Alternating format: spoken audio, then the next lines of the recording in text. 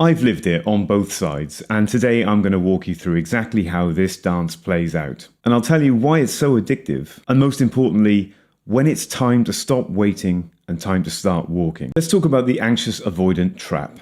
You've got one partner, usually anxious, who craves closeness, reassurance, and connection, and another, usually avoidant, who fears losing their independence, shuts down emotionally, or disappears just when things get intimate. Now, on paper, these two attachment styles should never work together, but in real life, they're magnetic. It's because both partners are reenacting their old attachment wounds. The anxious partner chases the love they never felt safe in, while the avoidant partner runs from the vulnerability they were never taught how to hold. And the end result? Push, pull, hot and cold, intensity mistaken for love. The avoidant partner doesn't have that space in the relationship anymore because you're together all the time. And if you're an anxious attacher, being together all the time will be your idea of paradise. And you will want to continue the honeymoon phase and to continue living in each other's pockets as much as possible.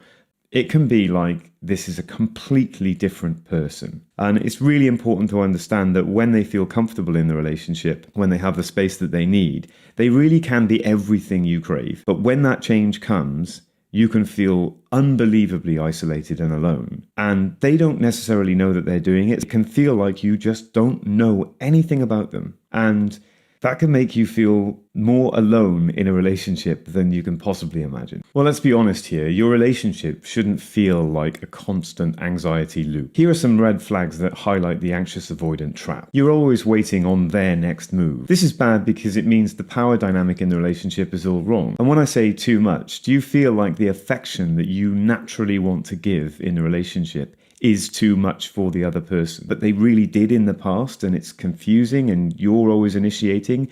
And when you're constantly initiating those kinds of things, those romantic moments, after a while you'll notice it and you'll start to feel like you don't want to initiate those things anymore. You might start to feel hurt. This is not your fault, and you can't imagine a future where things will magically get better or you will do something that will change them.